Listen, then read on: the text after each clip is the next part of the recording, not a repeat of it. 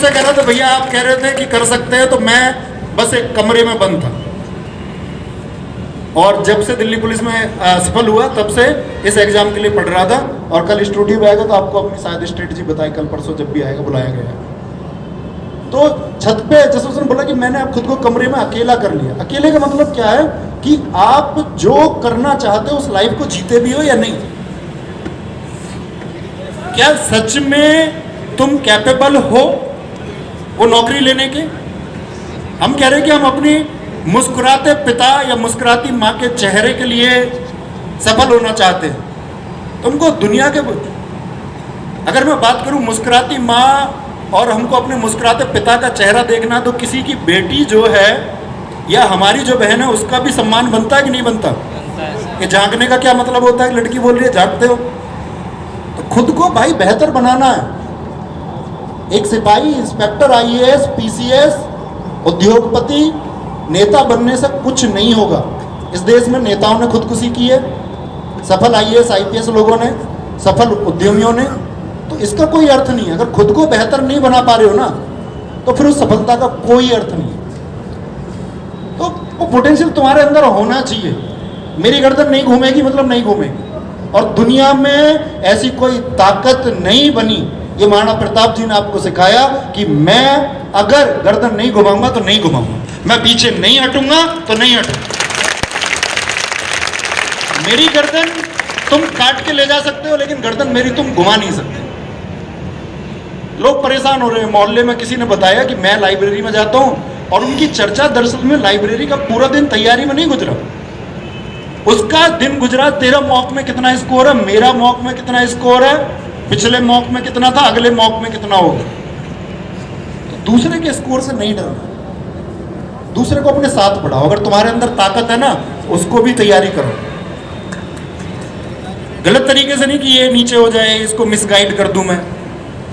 महाराणा प्रताप जी का एक अनसुना किस्सा मैं आपको सुनाता हूं कि महाराणा प्रताप जी, जब हल्दी घाटी का युद्ध है 1576 से पहले, इसके 10 दिन पहले की बात है, बहुत कम लोगों ने सुनी होगी। तो लोगों ने मानसिंह की खबर दे दी महाराणा प्रताप को कि जी मानसिंह निहत्था है और रेकी करने आया है, कुछ स्थितियों का पता लगाने आया है। आप सब जानते हैं कि महाराणा प्रताप जी का मैसेज सिर्फ वीरता का मैसेज नहीं है। महाराणा प्रताप जी ने इस देश को मैसेज दिया है कि आपको हर वर्ग के व्यक्ति को अपने साथ लेना होगा।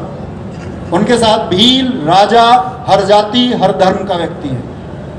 आप लोग जातियों में, धर्मों में बटे हुए हो। करनी हमको पढ़ाई है, हम खुद को बांटे हुए हैं। कहाँ पर? जाति, धर्म, इन चीज़ों पे हमारा डिस्कशन होता है, डिबेट होती है। महाराणा प्रताप जी ने मैसेज दिया कि मेरे साथ भील से लेकर के हर वर्ग का व्यक्ति है। तो लोग कहते हैं कि मानसिंह आज निहत्था है, इसको मार देते हैं, इसको गिरा देते हैं।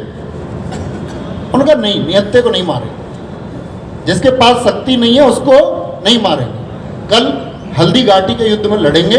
और कहते महाराणा प्रताप जी के पास, आप लोगों को पता होना चाहिए, हमेशा 2 तलवारें थी कि कभी कोई व्यक्ति निहत्था हो जाए तो उसको भी एक तलवार दे देंगे। ये पोटेंशियल है। आप अगर इस बात पे खुश हो रहे हैं ना, आपके जो दोस्त है वो पढ़ाई में कमजोर हो रहा, नहीं, उसको भी तलवार देनी। तो वीर वो है, क्या सोच, अगर मैं कहूं उत्साह उसके अंदर है जो अपने परिवार को शारीरिक, सामाजिक और आर्थिक मजबूती दे सकता है। आपका परिवार सुरक्षित कब होगा? जब आप आर्थिक रूप से मजबूत होंगे, जब आप शारीरिक रूप से मजबूत होंगे। एक भाई ने अभी बीच में बोला था इधर कि जी आपने, एक सवाल उठा बड़ा, मैंने देखा कई बार कमेंट्स में, बहुत पढ़ता हूँ। उसमें लिखा हुआ था कि आपने दिल्ली पुलिस की जो मेरिट है वो अंकित भाटी सर आपने इतनी बता दी तो हम फिजिकल के लिए नहीं गए। सुनी थी आपने भी ये बात? सुनी होगी।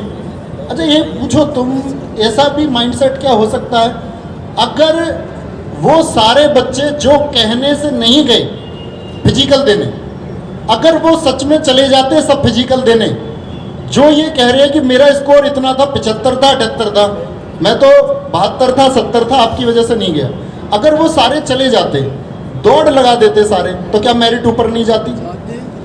तब भी रहते ना। तो आप दूसरे साइड क्यों नहीं सोचते? तो आपको चीज़ों की सच्चाई समझनी होगी। फालतू के, मैं हमेशा कहता हूँ, फालतू के मोटिवेशन में वो चाहे मैं बोलूँ, कोई भी बोले उसका कोई अर्थ नहीं होता, क्योंकि वो क्षणिक हो सकता है, मोमेंटरी हो सकता है। और कहते हैं कि जो स्थितियों या विषम परिस्थितियों में डिगते नहीं है, यानी डटे रहते हैं। कहते हैं विषम परिस्थिति और विषम समय में भी जिसने ना घुटने टेके, उसके सामने विषम परिस्थिति और समय घुटने टेक देता है। तो मतलब परिश्रम तब तक करना है जब तक पोटेंशियल है। नहीं है किसी और फील्ड के लिए बने हो तो दिखावे में जीना नहीं है कि भाई किसी और को सिद्ध करने के लिए पढ़ रहे हैं, पापा भेज रहे हैं लाइब्रेरी, या मम्मी भेज रही है लाइब्रेरी, या भाई भेज रहे हैं। भाई फिर विद्रोही बनना पड़ेगा। हो सकता है आप कल प्राइवेट सेक्टर में अच्छा कर जाओ। ये बिल्कुल ज़रूरी नहीं है कि हम गवर्नमेंट जॉब के लिए प्रिपरेशन कराते हैं तो आपका भविष्य सिर्फ सरकारी नौकरी में, ऐसा बिल्कुल ज़रूरी नहीं। अगर खुद का सपना है, हाँ अंदर से आया, मुझे क्यों वर्दी पहननी है, मुझे क्यों सरकारी नौकरी की ज़रूरत है, अगर खुद की इनर फीलिंग है तो फिर दम लगा के करिए, फिर उसमें एक्सक्यूज नहीं होने चाहिए। और याद रख लेना, जो आपका समय है वो बर्बाद नहीं होना चाहिए। आपको भी पता है समय आपका कहाँ बर्बाद होता है और कहाँ बचता है। अगर इसके लिए कोई आपको बता रहा है कि समय आपका कहाँ बचेगा तो फिर उसको कोई अर्थ नहीं। तो मैं ये कहना चाहता हूँ आपसे कि आप वास्तविकता के साथ जिए, जो ख्याली दुनिया है उससे बाहर आ जाओ, क्योंकि हकीकत शायद आपको आज ना पता हो। आप किसी के आश्रित हो, भाई आपको पढ़ाते हो, पिताजी पढ़ाते हो, मामा पढ़ाते हो, किसी के भी द्वारा आप पढ़ाए जा रहे हो। कल हकीकत दुनिया की शायद आपके सामने आ जाएगी। और अगर नहीं फेस करना चाहते उस मोमेंट को, क्योंकि आप सब जानते हैं कि समय गया तो गया, वापस तो आना है नहीं, तो या तो अभी जियो या फिर हाथ बोलते ना कि मलते रह जाओ। तो या तो हाथ मलने हैं या फिर खुद को कामयाब बना लेना। इसका जो भी चुनाव है या जो तय करोगे वो तुम करोगे। तो बस एक छोटा सवाल है मेरा, बिना किसी शोर शराबे के जवाब देना कि कर जाओगे ना? yes! और एक यस बहुत जबरदस्त आनी चाहिए, करके दिखाओगे ना? yes! तो करके दिखाना है और सफल हो जाना है। ख्याल रखिए। नमस्ते।